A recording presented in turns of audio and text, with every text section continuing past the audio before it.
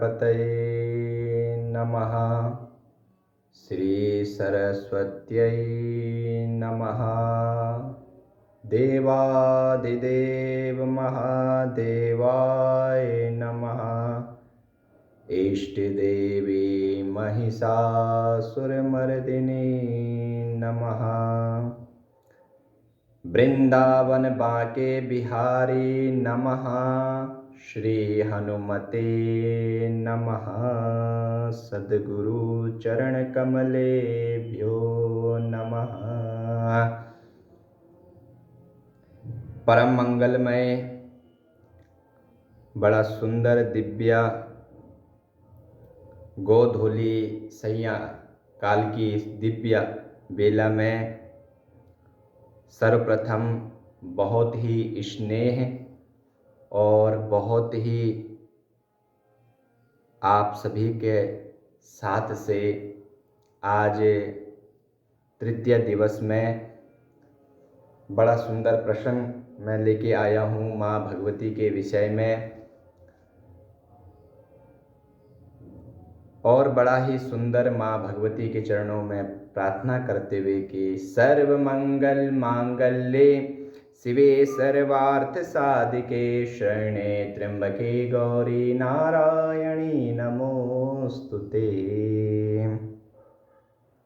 आज तृतीय दिवस के प्रसंग में जो मैंने सर्वप्रथम भगवान गणेश जी के विषय में बताया, देवों के देव महादेव के विषय में बताया, और आज माँ भगवती जगत जननी को शीघ्र अतिशीघ्र कैसे प्रसन्न किया जाए, क्या माता को प्रिय है, क्या ऐसा करे नवरात्रों में कि माँ भगवती प्रसन्न हो जाए, बड़ा सुंदर प्रसंग मैं आप लोगों को बताऊंगा। सबसे पहले तो आप ये समझिए कि माँ भगवती जगत जननी बड़ी ही दयालु है। वो इतनी लीला करने वाली हैं जो ब्रह्मा विष्णु रुद्र को भी अनसुया चरित्र में 6-6 महीने का बालक बना देती हैं। और देवी भागवत में लिखा है, सृष्टि को उत्पन्न करना, पालन करना, संहार करना माता के लिए वैसे ही आसान है जैसे बच्चों के लिए बचपन में खेल खेलना, क्रीडनम या पराख्या। तो ऐसी जगत जननी नाम अलग अलग हैं, वही चंद्रवदनी हैं, वही राजराजेश्वरी हैं, वही सुरकंडा हैं, वही महिषमर्दिनी हैं, वही जो के द्वारा पूजी हुई राजसत्ता की देवी हैं, वही पीताम्बरा हैं, वही काली है, वही भद्रकाली हैं। शक्ति एक ही है, एक ही शक्ति के वे बहुत से रूप हैं।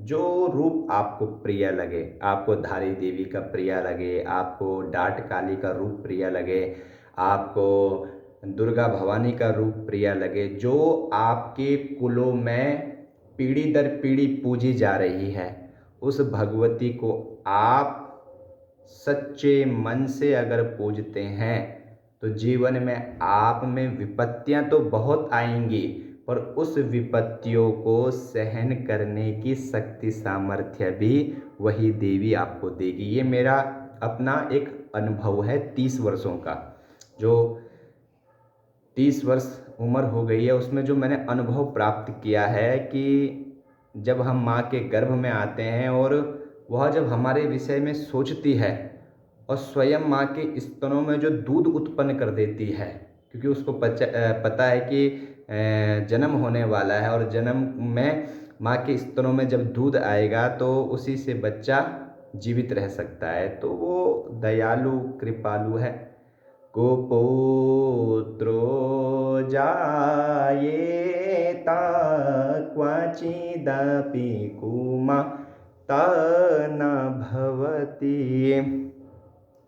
सबसे पहले तो माता भगवती के मंदिर में हम लोगों को ध्यान रखना चाहिए कि एक परिक्रमा करनी चाहिए। मैं हर दिन बता रहा हूँ किस देवता की कितनी परिक्रमा करनी चाहिए। मैंने गणेश जी के बारे में बताया, मैंने भोले बाबा के बारे में बताया, और आज मैं भगवती के विषय में कहता हूँ कि माता दुर्गा के मंदिर में आप सुरकुंडा जाओ, आप धारी देवी जाओ, कुंजापुरी जाओ, राजराजेश्वरी का मंदिर जाओ, नैना देवी जाओ, कहीं भी जाओ, मंदिर की एक प्रक्रिया का विधान है जिससे माँ बड़ी प्रसन्न हो जाती हैं। दूसरी बात, माता भगवती को सबसे प्रिय रंग है लाल। किसी ने पूछा कि माता रानी को लाल ही रंग क्यों प्रिय है। हम जब कथाएं होती हैं तो माता बहनों से बोलते हैं कि जब रुक्मिणी जी का विवाह होगा, जब पार्वती जी का विवाह होगा तो आप लाल वस्त्र ही पहन कर आना। अच्छा, लाल वस्त्र ही क्यों बोला? इसके शास्त्रों में दो कारण बताए हैं। एक तो जो देवी भागवत के अनुसार है कि जब माता ने दैत्यों का वध किया और क्रोध रूपी अग्नि से उन दैत्यों का जब माता वध कर रही थी तो उनके शरीर से लाल रंग का रक्त निकलने लग गया। तो अपने उस लाल रंग के रक्त को देखकर माँ भगवती बड़ी प्रसन्न हो गई कि देखो, आज मेरा शरीर इन दैत्यों के वध को करते हुए लाल हो गया है। अपने शरीर में लाल रक्त को देखते हुए माँ मंद मंद मुस्कुराई और देवता समझ गए कि माँ जो अपने रक्त को देख रही है तो बड़ी ही प्रसन्न हो रही है। एक कारण ये है। दूसरा कारण जो शास्त्रों में मिलता है प्यारे बंधुओं भक्तजनों, कि लक्ष्मी माता का उल्लू तो वाहन है, लेकिन लक्ष्मी माता ऐसा भी वर्णन शास्त्रों में आया है कि जैसे ये गुलाब के पुष्प हैं। मैं आज अभिषेक किया मैंने प्रातःकाल माता का गुलाब के पुष्पों से, तो माता गुलाब के पुष्प बड़ा जो सुंदर होता है उस पर माता का आसन है।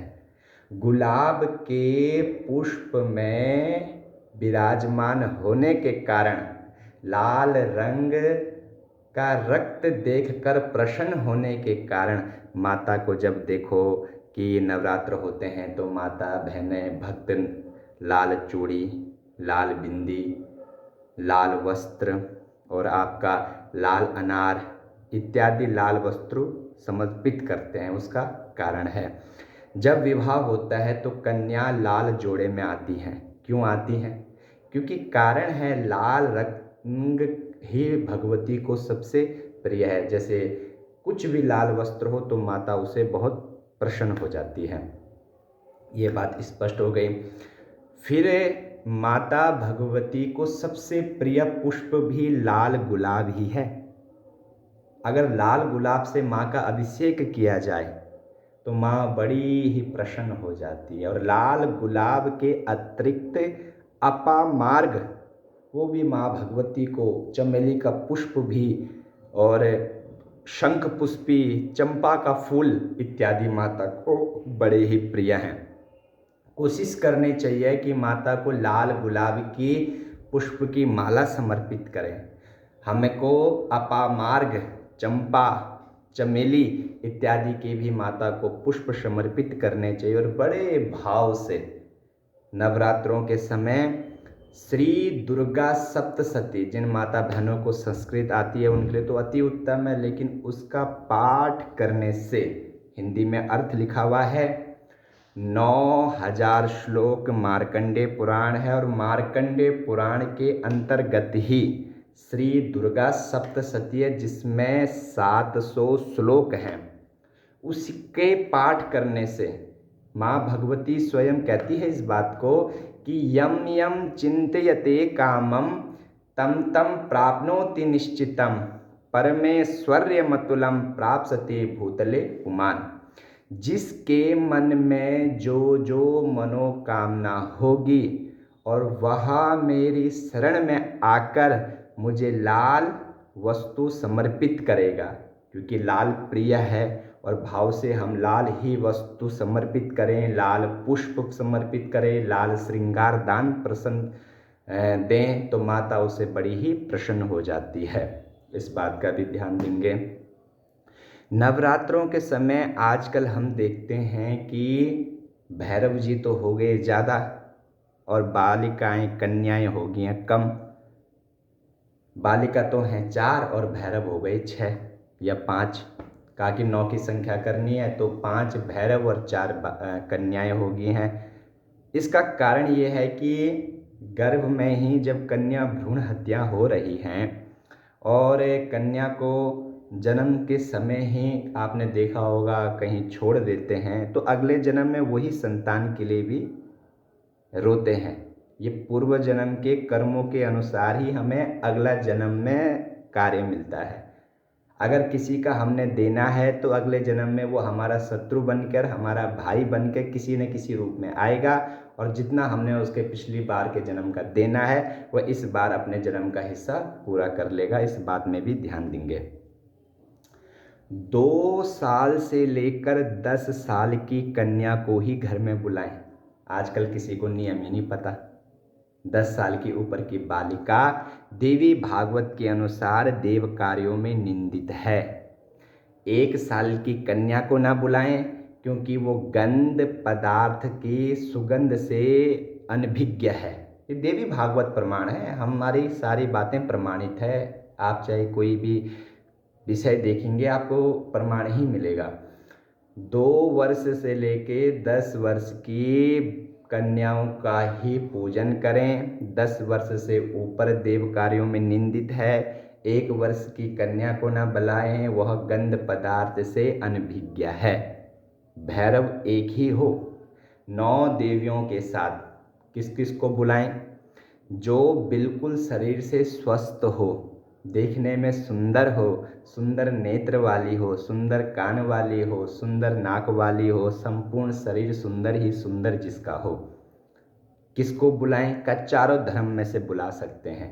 आप ब्राह्मण की कन्या मिल जाए तो अति उत्तम, क्षत्रिय के मिल जाए, वैश्य का मिल जाए, अरे शूद्र ही क्यों ना मिल जाए। भगवती तो साक्षात सभी रूपों में विद्यमान है। ये इस बात का भी आप ध्यान देंगे। और कल मैं ये बता रहा था कि आपको अगर सुंदर वर की कामना है, विवाह में किसी भी प्रकार की समस्या आ रही है, आप प्रमाणित, मैं स्टाम्प पेपर में लिख कर देता हूँ इस बात को। अगर आप इन 2 मंत्रों का अघन कार्तिक के महीने में बालू की कात्यायनी की प्रतिमा बनाकर, हमेशा कमल गट्टा की माला आती है, या संभव हो सके तो तुलसी की माला से ही आप ज़्यादा नहीं 11 माला आप नियमित करें। आप लगातार ज़्यादा नहीं 2 महीने इस नित्य कर्म को कीजिए। कार्तिक का महीना ही चुना है। बालू की प्रतिमा बनाकर, अगर बालू की प्रतिमा नदी के किनारे नहीं बना सकते हैं तो घर में माता के स्वरूप को लेके आ जाएं। सभी एक ही स्वरूप की हैं। प्रतिमा को रख दें, तुलसी की माला या कमलगट्टा की माला से नियम बना दे। 2 महीने लगातार आप 11 माला इन 2 महामंत्रों का जाप करेंगे तो आपको निश्चित ही 6 महीने से पहले और अच्छा से अच्छा वर मिलेगा। ये बात स्वयं गोपियों को जब कृष्ण भगवान को पाने के लिए कात्यायनी के मंदिर में जाती हैं, उस समय उनकी उम्र मात्र 5 साल की होती है। कात्यायनी कहती हैं आपको वही पति प्राप्त होगा जिसे आप चाहती हो। दूसरी ओर रुक्मिणी जी ने गौरी का पूजन किया, गौरी माता ने भी यही वरदान दिया, मिलाई 100 वर सुंदर सांवरो। हे रुक्मिणी, आप साक्षात लक्ष्मी हैं। मैं शिव की पत्नी गौरी ये आशीर्वाद देती हूँ, आपको वही वर मिलेगा जिसकी आपने चिंतन किया है, जिसके निमित्त आप मेरे द्वार पे आकर पूजन किया है। मेरी मैत्र की देवी मुझे सौजन्य से मिला दे। तो ये बात गौरी भी कह रही हैं और कात्यायनी भी कह रही हैं। रूप तो एक ही है। गोपियों ने कात्यायनी रूप को पूजा और रुक्मिणी जी ने गौरी रूप को पूजा। आप दसम स्कंद देखेंगे, दोनों जगह ये बात आई है। कात्यायनी को पूज रही हैं हमारी गोपियाँ, और रुक्मिणी जी गौरी को पूज रही हैं दसम स्कंद में। तो स्पष्ट बात आ गई है, शीघ्र अति शीघ्र जिस कन्या का विवाह नहीं हो रहा है, कन्या में बहुत सी रुकावटें आ रही हैं विवाह की, और अच्छे वर की कामना के लिए शीघ्र अति शीघ्र विवाह के लिए उन्हें इन 2 महामंत्रों का जाप करना चाहिए। कात्यायनी महामाये महायोगिन्यधीश्वरी नंद गोपसुते जातम पति में कुरते नमः इति मंत्रम जपन्तस्त्रः कुमारी कहवा। कहते हैं इन मंत्रों के जाप का नित्य पारायण करने से कन्या को शीघ्र अतिशीघ्र उत्तम वर की कामना होगी। यह बात कात्यायनी ने जो है गोपियों से ये बात कही है। इस बात को भी आप ध्यान दें। इसीलिए मैं कल बोल रहा था कि कन्याएं महादेव से अपनी बात ना रखते हुए कात्यायनी और गौरी माता के पास जाएं, और फिर वही आपकी इस मनोकामना को पूर्ण करेगी। किसी ने कहा भाई हम तो संस्कृत के जानकार नहीं हैं, हम कैसे करें? तो कहा अपने घर में अपने पुरोहित जी को बुलाकर अगर रुकावट आती है। अच्छा देखो, एक बात ध्यान देना, जिस बीमारी को डॉक्टर देखते हैं उसी के हिसाब से दवाई देते हैं। अब हमको यहाँ पर महामृत्युंजय जप करने की आवश्यकता नहीं है, यहाँ पर बाकी बिहारी से सोर्स लगाने की आवश्यकता नहीं है। यहाँ तो कात्यायनी के महामंत्रों का जाप होगा, 1.25 लाख जाप, तर्पण, हवन, दशांश भोजन ब्राह्मण देवताओं का। तब 6 महीने से भी देखो हर जगह एक मंत्र का प्रावधान है। जिस कार्य के लिए प्यारे बंधु जिस मंत्र का प्रयोग किया जाना चाहिए, अगर वो ही प्रयोग किया जाए तो निश्चित ही मैं आपसे साक्षात मैं दरबार में बैठा हूँ 10 महाविद्या के, ये आपको आश्वासन देता हूँ कि आपकी मनोकामना अवश्य पूर्ण होगी। ब्राह्मण देवता को बुला दो, पुरोहित जी को। पुरोहित का अर्थ क्या हुआ? जो सिर्फ अपनी जेब ही ना भरे कि अपनी जेब का ही ध्यान रख दे, नहीं। पुरोहित तो वह है पराह हिताः यस्याः परोहिताः, जो अपने यजमान का कल्याण चाहे, उसका हित चाहे, वही पुरोहित है। और फिर वो पुरोहित कर्मनिष्ठ ब्राह्मण देवताओं को बुलाए, वो उनका भाव है, वो 3 ब्राह्मण रखे, 5 ब्राह्मण रखे, अकेले ही करें। जीवन में 2 चीज़ कभी मत बदलिए, एक तो अपने पुरोहित और एक अपने दास, ढोल दमो मस्का बाजा वाले। उनका भाव है, वो पीढ़ी दर पीढ़ी आ रहे हैं, उनको ना बदले। कोई अन्य ब्राह्मण आपको अच्छे लगते हैं, उनका भाव अच्छा लगता है, उनसे आप पूजन कराना चाहते हैं, तो ये राय भी आप पुरोहित जी से लें। हम आपको वही बात बताएंगे जो शास्त्र सम्मत है, क्योंकि वो आपके राशि के पंडित हैं, कुल के पंडित हैं। तब तक देवी देवता प्रसन्न नहीं होंगे जब तक पुरोहित प्रसन्न नहीं है। तो पहले पुरोहित की माने और फिर कोई भी निर्णय आप लें। पर पुरोहित भी धर्म कर्म और अच्छी राय देने वाला हो। ऐसा नहीं कि आप चाहते तो कुछ और हैं, अब पुरोहित बोल कुछ और रहे हैं। तो पुरोहित भी धार्मिक भाव को रखते हुए, आजकल तो बहुत सी चीज़ें हैं वो हम बताएंगे नहीं। तो मैंने जो बात बताई आपको कि 2 महामंत्रों का आप जाप कीजिए, सक्षम नहीं है तो ब्राह्मण देवताओं से कराइए। और अगर आप चाहते हैं मेरा शीघ्र अतिशीघ्र विवाह हो जाए तो कात्यायनी और माँ गौरी की शरण में जाइए, आपकी निश्चित ही मनोकामना पूर्ण होगी।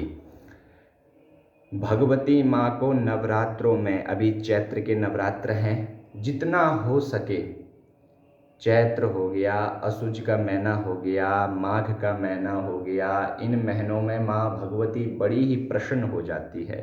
तो आपसे ये निवेदन है, एक प्रक्रिमा, अपामार्ग, गुलाब, अनार, चमेली, चंपा से माता का पूजन करें।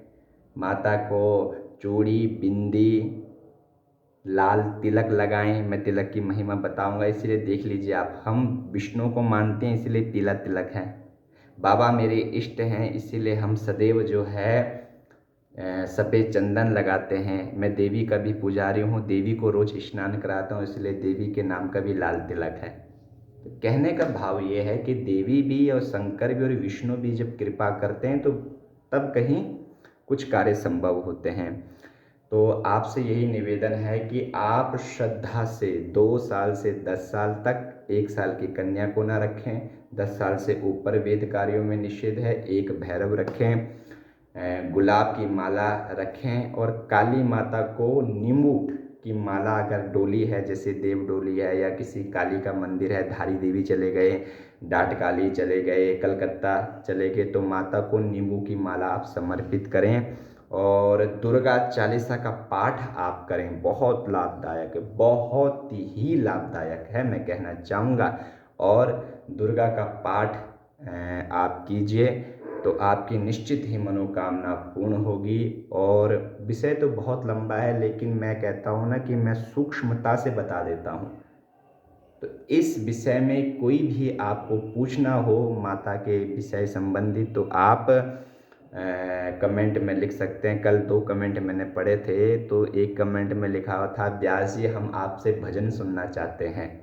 मैंने कहा हम भजन भी ज़रूर बोलेंगे, लेकिन अभी भजन का समय नहीं आया है, वो तो बहुत बाद का विषय है। दूसरा कमेंट मैंने पढ़ा, उस कमेंट में आया है कि आप व्रतों के विषय में बताइए व्यास जी कि किस व्रत में क्या क्या कार्य करना चाहिए, क्या क्या ग्रहण करना चाहिए और क्या ग्रहण नहीं करना चाहिए। तो ये 2 कमेंट में जब आपने मुझे बताया तो मैं निश्चित इन दोनों में अलग अलग वीडियो बनाऊंगा, व्रत के विषय में और जो है भजनों के विषय में। लेकिन समय का अभाव है, मैंने सूक्ष्मता से जो बात हमें पता नहीं होती हैं वो मैंने आपको बता दी, नहीं तो एक ही वीडियो में बहुत समय चल जाता है। और कथा में तो जो जुड़े हुए हैं वो कथा में आने की कोशिश करें, वहाँ तो 3.5-4 घंटा मिलता है समय, तो विस्तार पूर्वक चर्चा चलती है। वीडियो में तो सिर्फ ये एक चटनी है कि इस प्रकार से समझा रहे हैं, तो कथा में कैसे समझाते होंगे। तो ये एक चटनी है, जैसे भगवान ने नारायण ने नारद जी को चटनी खिलाई थी कि चटनी खिला रहा हूँ तेरे को, अपी पक्क कसायाणाम। अरे भैया अगर बड़ा चाहिए तो बड़ा समय चाहिए और उसके लिए समय निकालना पड़ता है। इसमें सूक्ष्मता से मैंने बता दिए हैं। गणेश जी, महादेव और भगवती के विषय में मैंने बताया है। इन तीनों में से किसी भी प्रकार का प्रश्न हो तो आप कमेंट में ज़रूर लिखें, तभी मुझे पता चलेगा। अपना प्रेम व्यक्त करने के लिए और बड़ी सुंदरता से बहुत लोग पूरी वीडियो सुन रहे हैं, कुछ लोग नहीं सुन रहे हैं। हो सकता है कि नहीं सुन रहे होंगे क्योंकि लंबी हो रही है, इतना समय नहीं है।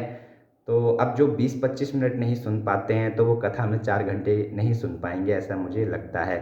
समय तो निकालना पड़ता है, मैंने भी समय निकाला है। मैं बहुत व्यस्त रहता हूँ और इस शाम के समय ही मुझे समय मिलता है, और वो भी अभी यज्ञ चल रहा है। मैं यज्ञ से आकर कि मुझे कुछ ना कुछ बताना चाहिए। यद्यपि अभी 13 तारीख से देवी भागवत के विषय में चर्चा चल रही है, तब तो खैर मैं व्यस्त हो जाऊंगा, वीडियो नहीं बना पाऊंगा, लेकिन यूट्यूब में देवी भागवत के विषय में हर दिन कुछ ना कुछ बताया जाएगा। आप सभी की शुभमय दीर्घमायु की कामना करता हूँ। माता रानी आपकी समस्त मनोकामना को पूर्ण करे, ऐसा जो है मैं आप सभी के लिए प्रार्थना करता हूँ। और आप किसी भी प्रकार का जो है अगर प्रश्न करना चाहते हैं तो आप प्रश्न कर सकते हैं। और सभी को जय माता की, आप सभी की मनोकामना पूर्ण हो। और कल फिर भगवान नारायण के विषय में पीले वस्त्र क्यों पहनते हैं और रात के समय जन्म क्यों हुआ है, बांके बिहारी के विषय में चर्चा करेंगे। तब तक के लिए जय माता की।